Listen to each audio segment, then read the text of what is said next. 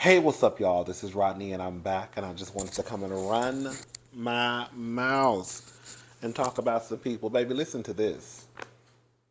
So, this is according to People.com. So, Lamar Odom suing former manager, he says, forged signature to take ownership of his house. Lamar Odom is suing his former brand manager, Tonita Bybee, alleging that she engineered a scheme of abject fraud and identity theft in order to take ownership of a home he owns in Queens, New York, among other allegations, all of which Bybee has denied in a statement provided to People. The lawsuit claims Bybee has inflicted no less than $1 million of fiscal damages by virtue of fraudulent transfer, identity theft, conversion, embezzlement, and other such frauds. Ooh, girl. Bobby told People that by filing the suit, Odom was taking advantage of my kindness as a person and a professional, and insists that he was aware of all the undertakings of his behalf. In the complaint he filed, Odom alleges that Bybee forged his signature in order to transfer ownership of a house that has been in his family for 30 years and is currently occupied by his aunt, Carol Mercer, to EK Management, which owns the home equity cash out leaseback um, company Easy Knock Incorporation. Bybee denies the claims of forgery and says she has had legal power of attorney to sign on his behalf since October of 2021. Ooh, girl.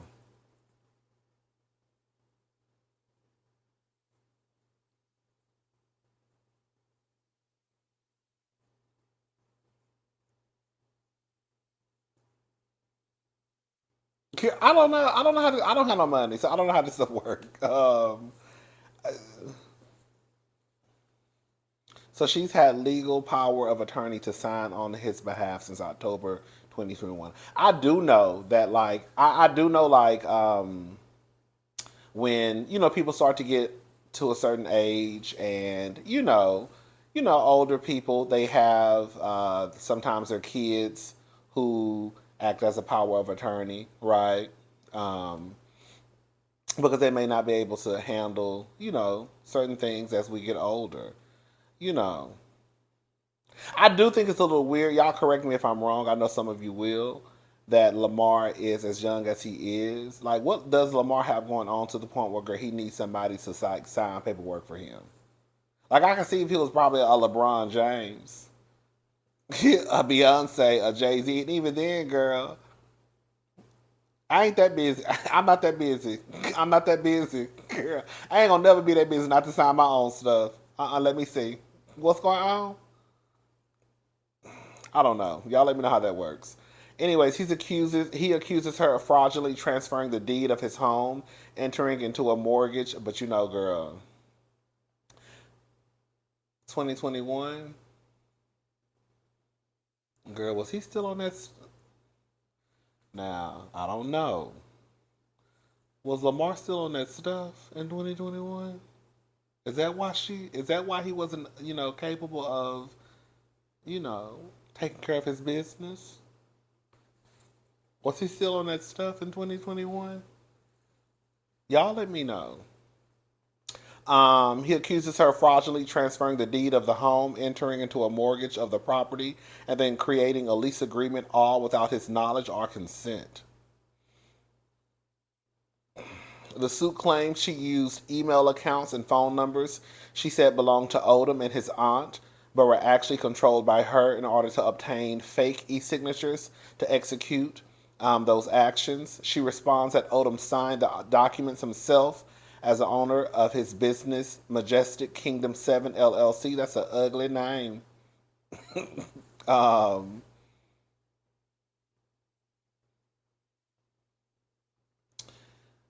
According to the deed obtained by People, the house was sold for $615,000 and a $485,000 mortgage was obtained.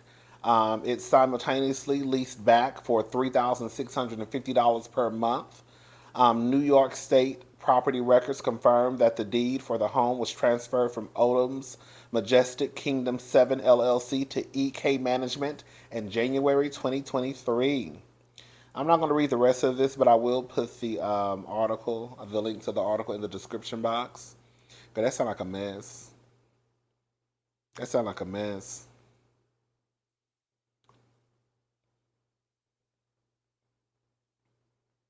Y'all let me know. All right, y'all. So, long story short, Suki with a good coochie, she forgave YK YK Osiris. Girl, I don't know them. I don't know that boy name. YK. This is what Suki said. I want to first say thank you to everyone who has reached out. Your thoughtfulness has not gone unnoticed. I would like to address the event that took place on Saturday, as well as the aftermath surrounding such. First, I want to acknowledge that YK has apologized to me privately and publicly, and I have chosen to accept his apology. God always forgives me, and I can always forgive others. My accepting his apology is not my excusing or lessening the severity of his actions. This is destiny choosing to give grace to Osiris. He is young. It is my prayer that this experience will cause him and others to be more mindful and respect the personal boundaries of others. I'm human, a woman, a mother, and a daughter before I am an entertainer. No matter what my lyrics express, I still have boundaries and a right to have them. Again, I have accepted his apology and I'm working towards getting back to my life. I'm giving YK the grace and forgiveness that I wanted to be given to me as I was discovering and defining myself on this very public and sometimes unforgiving entertainment platform. Thank you again. I deeply appreciate your support. And then she also had this to say, and this is why I rolled my eyes and they got stuck for about 17 minutes. I am a pro black woman. I am not into tearing down. I'm sorry. I am a pro black woman. I am not into tearing black men down. This is something I'm choosing to forgive him for. I love him and accept his apology, and I would like to move on from this.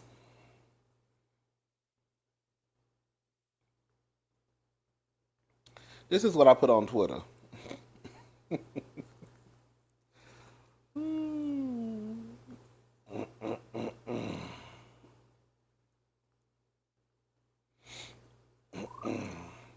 I still don't know how to work my Twitter on my oh, here we go, on my iPad.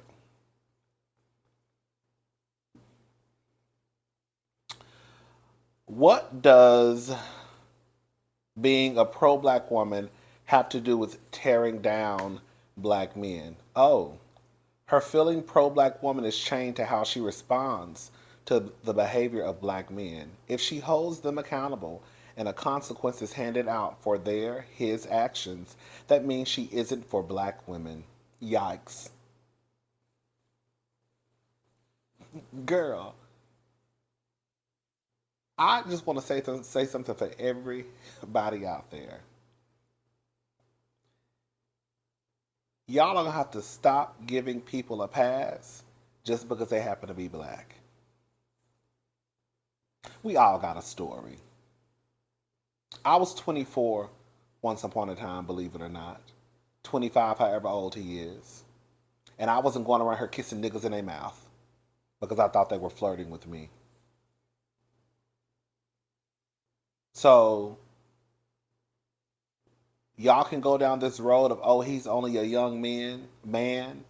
We were all young men once, and a lot of us knew how to act. And we also knew if you did certain things, you might get your ass whooped. So if I was having a conversation with a man, whether he was gay or straight, right, and I took it as though he was flirting with me, and then I decided to plant my lips on his, what do you think would happen after that? Tell me, what do you think would happen? And then my response will be, oh, well, I thought he was flirting with me. So because you thought he was flirting with you, you thought that was an invitation to kiss him? And this is how I know a lot of you know that what he did was wrong, because you're trying to justify what he did by how Suki with the good coochie presents herself as an artist. The whole he black stuff, even sometimes she black. Sometimes people need to be called out for what they do. I'm not saying he should be locked up in prison for 25 years. That's not what I'm saying. But to sit here and act like ain't nothing happened when y'all know something happened, that's more mind boggling to me. And you know what's so crazy? We all just witnessed SA right in front of our faces, right? We saw it. We saw it. Let me read y'all something real fast so somebody get in my comment section telling me something.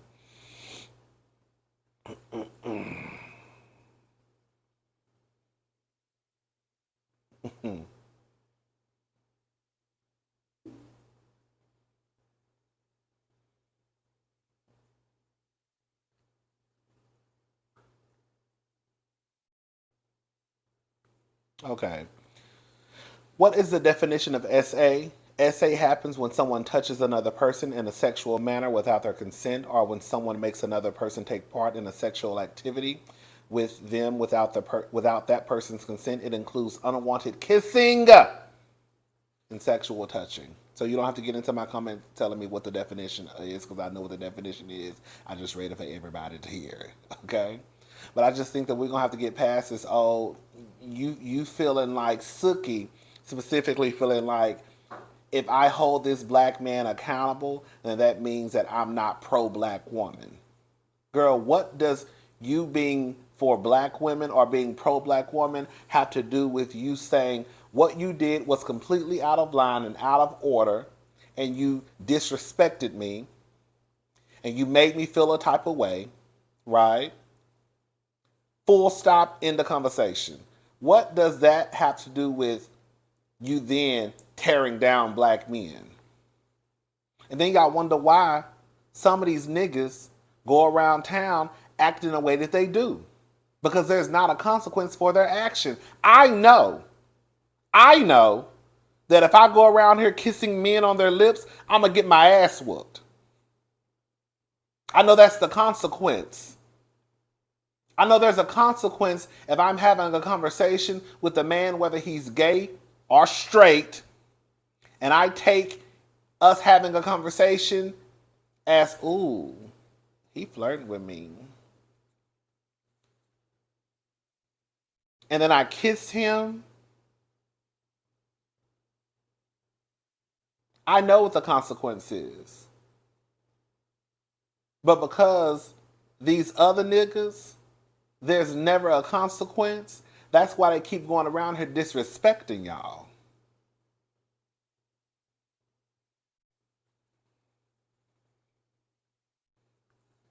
Tell me I'm wrong. Tell me I'm wrong. Tell me that if you heard of a gay man thinking that a man was flirting with him and he took that as an invitation to kiss that man, would he be wrong? Would he be right? Oh, girl, you was flirting with him. Well, he felt like he was flirting with him. That's why Rodney kissed you. And then with Suki, y'all try to bring how she presents herself as an artist. Do y'all do that with Lil' Kim? Do y'all do that with Trina? It's too many of y'all walking around here quoting Lil' Kim lyrics and Trina. Hey! The simple fact that we all watched what happened, we saw what happened to Sukihana, and people are still coming up with reasons of why it happened. And it just goes to show that with us seeing this, with us watching this, that y'all really don't care to believe victims of SA. Even when it's not to trigger anyone, but even when it's past just kissing.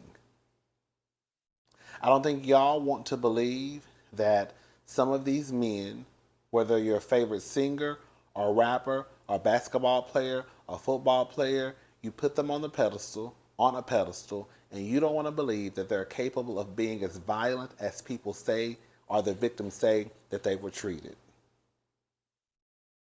And you don't want to believe that these people, these men who you put on a pedestal, they're capable of doing what these women sometimes say that they do to them. Because you just saw this happen with your own eyes. You saw her squirming out of her seat. He did it twice in front of everybody. And you saw it, and you saw it, and you saw it, and you saw it, and you saw it, and your mama saw it, and your sister saw it, and your brother saw it, and them niggas that was sitting right beside her saw it. I saw it, my sister saw it, everybody saw it. And there are a group of people out there, men and women, who are trying to come up with any reason of why it was justified on what he did. Well, look what she put. Look at the persona she presents. Look at what she sings about. So it's not that you know he did it. It's this is why he did what he did. I saw it happen. But what I'm telling you, the reason why he did it is because she had somebody walk her like a dog a month or so ago. He did it because she always has her legs open. He did it because she has an OnlyFans or had an OnlyFans. He did it because she's always talking about how good her coochie is. That's why he did it. I saw him do it, but I'm telling you why he did it. That's a mess. And that is whack. And that is a trifling, horrible way to think. And so if you don't even want to believe what the fuck you just saw with your own eyes, I know for a fact you don't believe these women when they say something happens to them in a hotel room or a car or wherever the place was at. Because you didn't even believe what the fuck you just saw on the World Wide Web. That's a mess. That's a mess. A hot mess. And y'all gonna have to do better. And whoever's y'all is y'all. You don't have to get in my comment section talking about, oh, you saying y'all. If you not part of y'all, then you ain't who I'm talking to. Now, if you a part of y'all, then a hit dog gonna holler. That makes absolutely no sense. It makes absolutely no sense. The comments that I read. Not necessarily in my video, but just across the board. Of men and women coming up with excuses and justifying why what happened to her. And when we all know that if that was Saucy Santana, can you imagine Saucy Santana kissing some man because Saucy thought that the man was flirting with him? Can you imagine what people would be saying then? Can you imagine what people would be saying if Saucy Santana had kissed some nigga in his mouth because he assumed he was flirting with him, so that was an invitation for me to put my lips on yours? And quiet as it's kept, she probably didn't want to come out and say and hold his feet to the fire because she saw how y'all treated Meg the Stallion. Miss Suki with a good coochie said, absolutely not. I saw how y'all did her. Y'all ain't about to do me like y'all did her. So I'm just going to come out and say that that's my brother and I love him and he loves me and we going to move on. Because I see how y'all treat people. And I'm not even, girl, as far as we going to call a thing, she ain't nowhere near as big as Meg the Stallion. So if y'all treating her like that, then honey, I know y'all going to tear me to shreds. So he didn't mean it. I'm sorry. I'm going to apologize for him. Now, she didn't do all that, but she might as well. You know, I'm so sick of people lying to my face. Listen to this. This is young Jeezy. Jeezy says he ate Subway every day for 2 years straight to save money. I got a $2 meal. That's all I spent. Listen to what he had to say. Every day for almost 2.5, 3 years, I walked to Subway and got me a $2 meal, and that's the only money I spent every day. $2. I got a drink, a cookie, bag of chips, and a 6-inch sub, and that's what I ate every day for 2 years. And I saved all my money until I was able to grind up and get what I really was trying to do, and that's when I took my game to the next level. I get it. Everybody want to have a story. Everybody want a story. Everybody want a struggle story. Everybody want a, I lived in my car for a year and I made it. I lived, I had to sleep on a friend's floor for 6 months. I made it. I ate ramen noodles, oodles and noodles for, 9.5 months, but I made it. Everybody want a story. This is what somebody said in the comment section. Y'all, Jeezy is 50. Of course, it could have been cheaper back then. Shit, I'm 29 and I used to go to the store with $1, walk out with chips, juice, candy, and something else as a child, which is true. I remember that. Remember those times too. Times have changed. Just take the damn message and move on. I'm not gonna let you sit here and play in my face though. Message or not. You ain't never took your black ass to no Subway and got no 6-inch sub, a bag of chips. What did he say? A cookie and a drink for $2? Girl, you ain't never took your ass to Subway and got all that for no $2. Just say, you would have did better by saying, child, girl, you couldn't even said that because 4 for 4s wasn't even around then. You would have did better trying to throw Taco Bell in the mix, quiet as it's kept, because back in the day, you really could go to Taco Bell and get you a whole Nacho Bell Grande for $4 and some change, $5. Remember? I went to Taco Bell the other night. I spent $17. Now, how the hell you spend $17 at Taco Bell? At that price, you need to be sitting at a restaurant. You can go to Chili's and get your old nasty 3-course meal for $10.99, a cocktail, or a drink, some soup.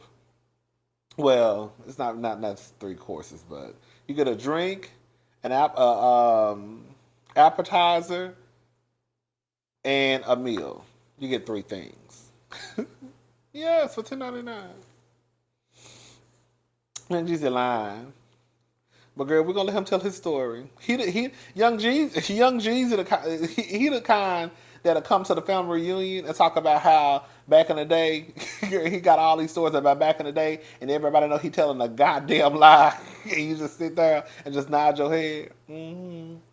Uncle Jeezy coming.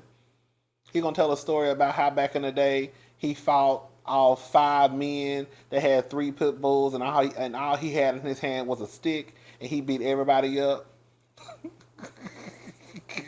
Girl hurt one of the dogs. That's the type of story. Them the type of stories that Jeezy tell. It was one of me, and it was 5 of them, and they had 3 pit bulls, and I beat everybody up, including the dogs. Girl, okay. And it was one person who was 5'3". Okay. I'm so sick of people lying to my Facebook, girl. It is what it is, child. Oh, some good news. This is good news. I like to do good. I like to do good news sometimes. This is according to Hollywood Unlocked. So on Friday, June the 16th, Flavor Flav opened up on his journey to recovery on his Instagram. In his celebratory and heartfelt post, Flav began, "I've changed. Today I'm 3 years clean from cigarettes that I started smoking when I was just 6."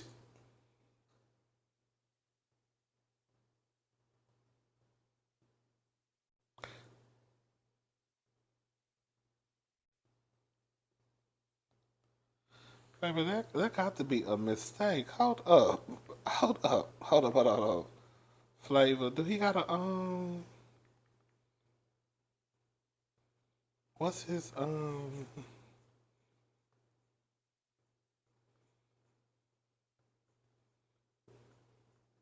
Girl, that got to be a mistake. That got to be a mistake. Is that a mistake? Is that a mistake, y'all? I'm gonna read the post because this is what they say.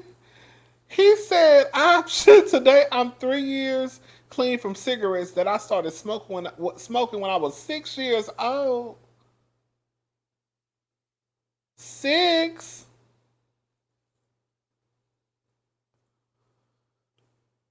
Soon I'll be 3 years sober from alcohol, and I've been 15 plus years sober from drugs. I'm proud to share my sobriety journey, and thanks to my friends and family and those who support me.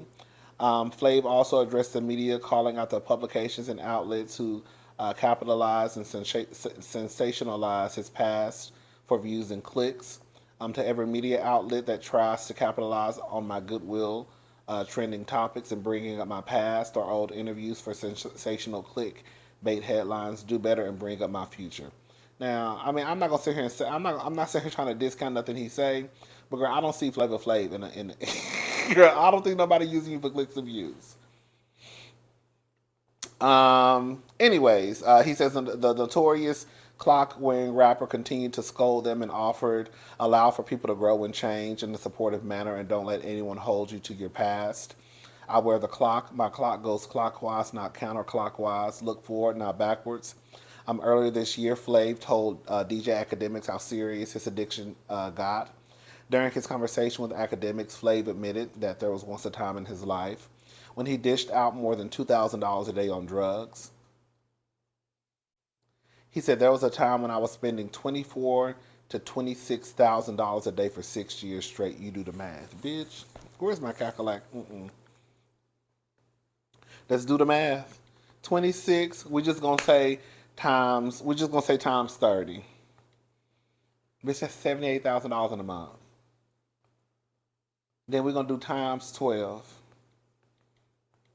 Bitch, that's $936,000 on that shit.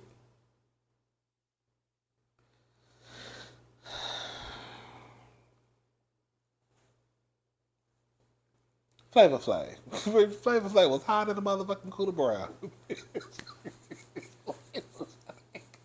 Baby, Flav was feeling good, baby. Flav was hot, baby. Flav was hot in the kite.